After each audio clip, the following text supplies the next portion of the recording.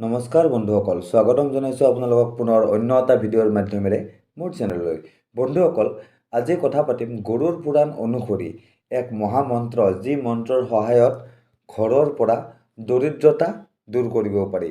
ঠিক আছে, আপোনাৰ ঘৰ যদি দাৰিদ্ৰ লক্ষ্মীৰ দ্বাৰা পীড়িত, আপোনাৰ ঘৰত যদি নিতৌ দৰিদ্ৰতা বিৰাজ কৰিছে, বহুত বছৰ হ'ল আপোনাৰ ঘৰত আজি দৰিদ্ৰতা বিৰাজ কৰি আহিছে, তেতিয়াহ'লে এনেকুৱা এটা মন্ত্ৰৰ বিষয়ে আজি ক'ম। সেই মন্ত্ৰটো যদি আপোনালোকে জপ কৰে বা সেই মন্ত্ৰৰ যদি কিবা ধৰণৰ অনুষ্ঠান আপোনালোকে কৰি লয়, তেতিয়াহ'লে আপোনালোকৰ 1 মাহৰ ভিতৰতে আপোনালোকৰ ঘৰত যি দৰিদ্ৰ লক্ষ্মীৰ যি বসবাস, আপোনাৰ ঘৰত যি দাৰিদ্ৰ লক্ষ্মীৰ বসবাস ঘটিছে, সেই দাৰিদ্ৰ লক্ষ্মী আপোনাৰ ঘৰৰ পৰা আঁতৰি সৌভাগ্য লক্ষ্মী আপোনাৰ ঘৰত প্ৰৱেশ কৰিব, আৰু যাৰ ফলত আপোনালোকৰ ঘৰৰ দৰিদ্ৰতা আঁতৰি লক্ষ্মীৰে ভৰপূৰ হৈ যাব, অৰ্থাৎ টকা পইচা সম্পত্তি আদি আহিব ধৰিব।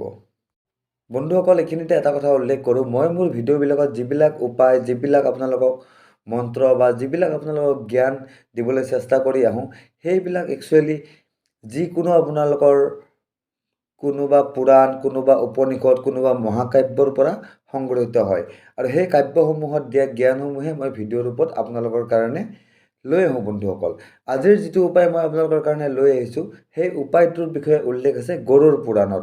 গৰুড় পুৰাণক সাধাৰণতে আমি ভাবোঁ যে মৃত্যুৰ পিছত গৰুড় পুৰাণৰ মৃত্যুৰ পিছত কি হয়, মৃত্যুৰ পিছত জীৱাত্মা সম্পৰ্কে বা মৃত্যুৰ পিছত জীৱৰ আত্মাৰ কেনেকৈ সদ্গতি হয়, সেই সম্পৰ্কেহে গৰুড় পুৰাণত লিখা আছে বুলি, নহয় জানো?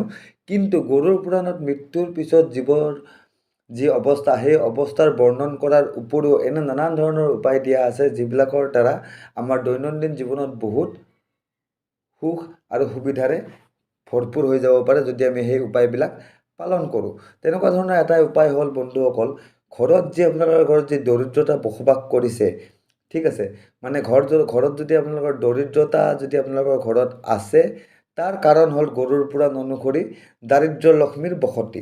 দাৰিদ্ৰ লক্ষ্মী যদি আপোনালোকৰ ঘৰত বসতি পাতিছে স্থায়ীভাৱে, তেতিয়াহ'লে কি হয়, আপোনালোকৰ ঘৰত দৰিদ্ৰতাই বসতি কৰিবলৈ আৰম্ভ কৰে, অৰ্থাৎ আপোনালোকৰ ঘৰত দৰিদ্ৰতা, আকাল আদি চিনসমূহ আপোনালোকৰ ঘৰলৈ আহিবলৈ ধৰে, আৰু আপোনালোকৰ ঘৰত পইচা পাতিৰ অভাৱ, নানান ধৰণৰ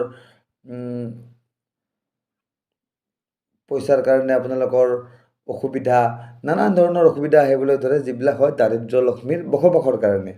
এতিয়া গৰুড় পুৰাণ অনুসৰি যদি দাৰিদ্ৰ লক্ষ্মী ঘৰত বসবাস নকৰে, যদি সৌভাগ্য লক্ষ্মী ঘৰত বসবাস কৰে, তেতিয়াহ'লে সৌভাগ্য লক্ষ্মীয়ে আপোনাৰ ঘৰলৈ সুখ, সৌভাগ্য, ধন, সম্পদ, সম্পত্তি, সম্পদা সকলো কঢ়িয়াই আনিব, আৰু সৌভাগ্য লক্ষ্মীৰ কৃপাত এই সকলোৰে আপোনাৰ ঘৰ ভৰপূৰ হৈ যাব।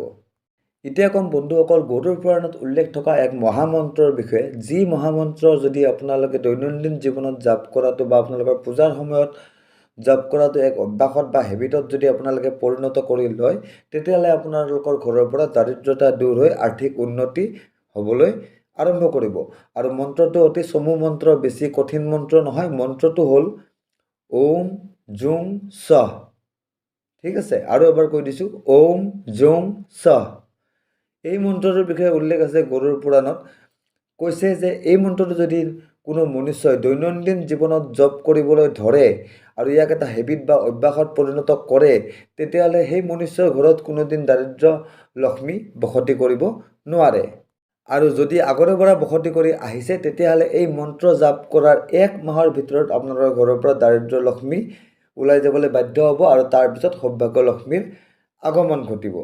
ঠিক আছে বন্ধুসকল, ইয়াৰ উপৰিও গৰুড় পুৰাণত আৰু এটা উপায় কোৱা গৈছে, যে এই মন্ত্ৰটোৰ যদি আপোনালোকে এটা বিধিবদ্ধভাৱে অনুষ্ঠান কৰে, ধৰক একমহীয়া আপোনালোকে কিবা এটা মন্ত্ৰ জাপৰ অনুষ্ঠান কৰিলে, ধৰক 5 লাখ মন্ত্ৰ জাপৰ এটা অনুষ্ঠান কৰিলে, বা 10 লাখ মন্ত্ৰ জাপৰ এটা অনুষ্ঠান কৰিলে, হোম হৱন ইত্যাদি আপোনালোকে যদি অনুষ্ঠান হিচাপে যদি এই মন্ত্ৰটো কৰিলে, তেতিয়াহ'লে অতি কম সময়ৰ ভিতৰতে 15-20 দিন, 1 মাহৰ ভিতৰত আপোনালোকৰ ঘৰৰ পৰা দৰিদ্ৰতা আঁতৰ হোৱাৰ লক্ষণ দেখা দিব এই মন্ত্ৰৰ প্ৰভাৱত।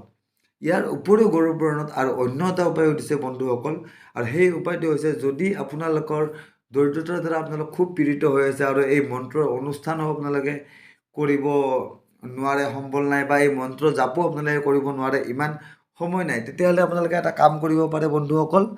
আপোনালোকে 6 মাহলৈকে শ্ৰী বিষ্ণুৰ যি সহস্ৰ নাম আছে, শ্ৰী বিষ্ণুৰ যি সহস্ৰ নাম আছে, সেই সহস্ৰ নামত যদি আপোনালোকে 6 মাহ একেলগে পাঠ কৰে, পুৱা বা গধূলি যিকোনো এটা সময়ত, তেতিয়াও আপোনালোকৰ ঘৰৰ পৰা দৰিদ্ৰতা দুখ আদি দূৰীকৰণ হ'ব, অৰ্থাৎ দাৰিদ্ৰ লক্ষ্মী আপোনাৰ ঘৰৰ পৰা ওলাই সৌভাগ্য লক্ষ্মী অহাৰ কাৰণে বাট প্ৰশস্ত হ'ব আৰু বাট মুকলি হ'ব আৰু সৌভাগ্য লক্ষ্মী আহিব।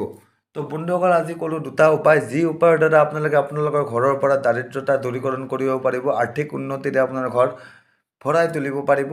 তেনেকুৱা কাৰণে দুটা উপায় গৰুৰ পুৰাণত উল্লেখিত।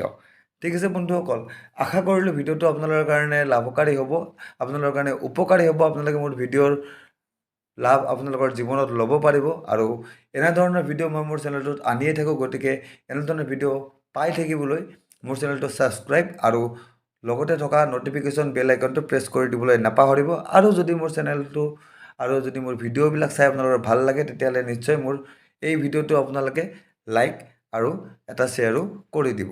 তো আজিলৈকে ইমানেই, ধন্যবাদ।